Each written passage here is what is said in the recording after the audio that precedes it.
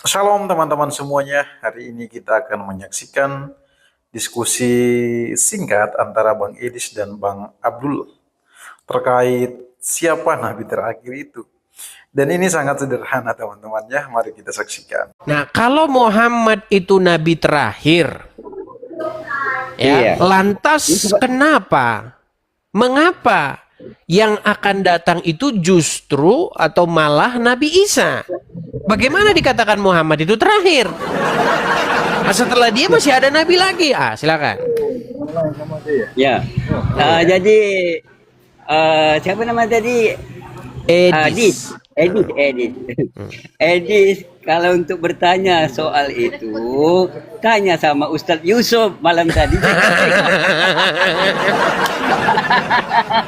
Kan sudah aku bilang teman-teman, Muslim ini teman-teman, kalau ditanya yang begini pusing dia. Karena apa? Karena sudah begitu jelas ini. Ini bikin pening ini pertanyaan ini. Karena apa? Ini gimana? Iya ya, kan Muhammad nabi terakhir ya. Kok bisa yang datang malah Nabi Isa? Jadi teman-teman ya, memang sederhana sebenarnya. Jadi setiap statement-statement Muslim itu teman-teman, itu menimbulkan sebuah pertanyaan yang orang Muslim sendiri itu pening memikirkannya. Teman-teman semuanya, saya sepakat dengan apa yang disampaikan oleh Bang Edis bahwa teman-teman Muslim itu ketika membuat pertanyaan dan orang Kristen menjawabnya, maka mereka akan pening sendiri.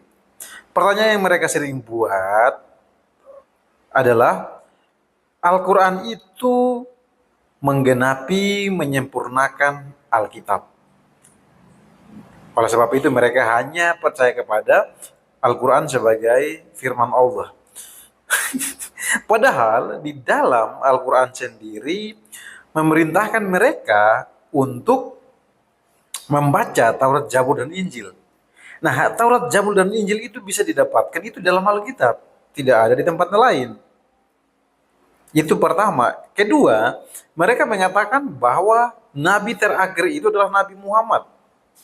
Namun faktanya itu di dalam Al-Quran sendiri menjelaskan bahwa yang akan datang terakhir kali untuk menegakkan syariat Islam itu adalah Isa Al-Masih.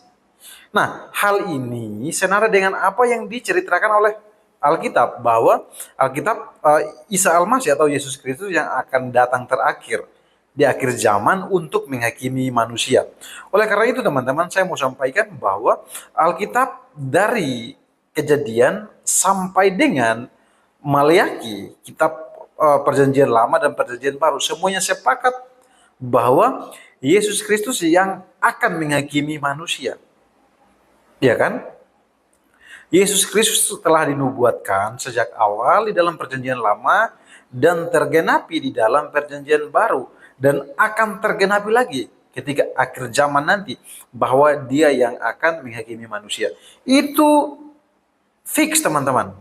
Alkitab membicarakan satu hal yang sama, berbeda dengan apa yang dilakukan oleh Muslim. Al-Qur'annya itu berbeda-beda memberikan penjelasan.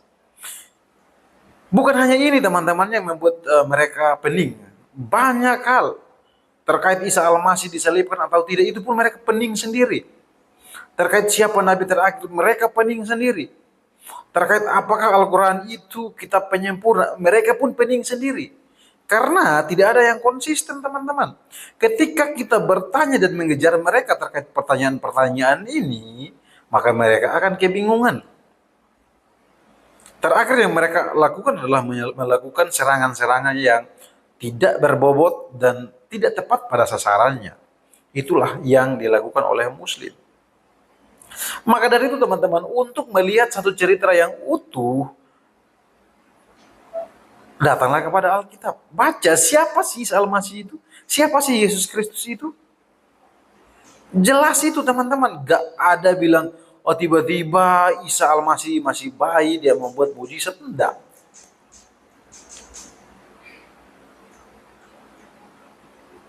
Isa Al-Masih lahir di bawah pohon kurma. Enggak. Pohon kurma. Datanglah kepada Alkitab. Kalian akan menemukan satu cerita yang benar-benar lengkap. Secara kronologis bisa dipertanggungjawabkan cerita tersebut. Berbeda halnya dengan Al-Quran. kita bisa melihat bahwa mereka akan bertabrakan satu sama yang lain. Informasi yang disampaikan itu bahkan keliru, teman-teman. Kita coba ya bayangkan, teman-teman. Kekristenan itu sudah ada jauh sebelum Islam. Taurat, Zabur, Injil itu sudah dibacakan jauh sebelum Islam. Bahwa Isa Al-Masih atau Yesus itu disalibkan, mati dan dikuburkan, kemudian bangkit dari antara orang mati. Itu jauh-jauh hari, jauh sebelum Islam ada, sudah ada informasi seperti itu. Ketika datang Islam semuanya itu berubah. Semuanya berubah. Alkitab tidak pernah menjelaskan bahwa nabi-nabi itu beragama Islam. Datang Islam apa? Semua nabi-nabi itu beragama Islam. Semua cerita yang ada di dalam Taurat, Zabur, Injil, semuanya jadi berubah. Ya kan? Taurat menceritakan bahwa Allah yang disembah oleh orang Israel itu adalah Yahweh. Datang Al-Quran dibilang apa? Allah. Nabi terakhir dalam Alkitab itu adalah Yesus Kristus. Datang Al-Quran siapa? Nabi Muhammad. Jadi kalian bisa perhatikan bahwa ada informasi yang jauh berbeda, namun dipercayai oleh teman-teman Muslim. Ini kekeliruan yang terus turun temurun.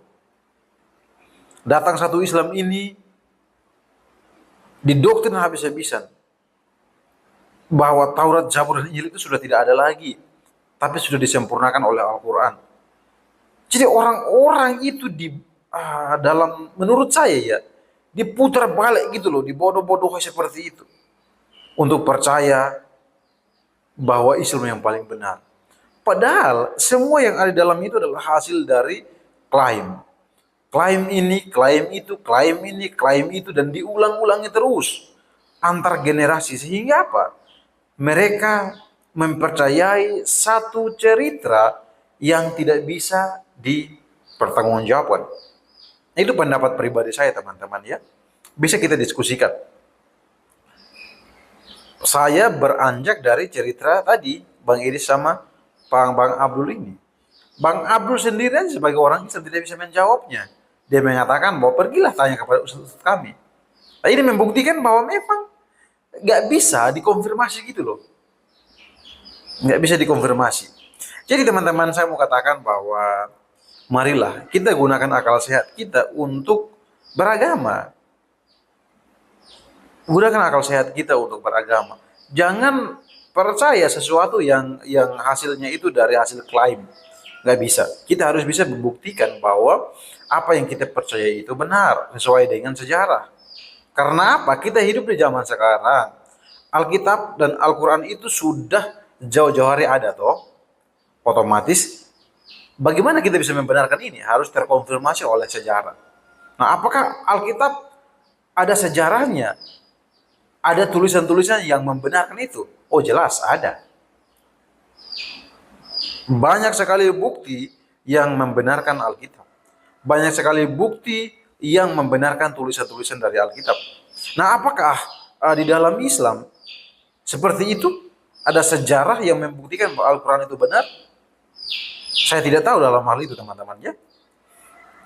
Tapi yang saya tahu adalah Alkitab itu kitab sejarah yang memberikan informasi secara akurat.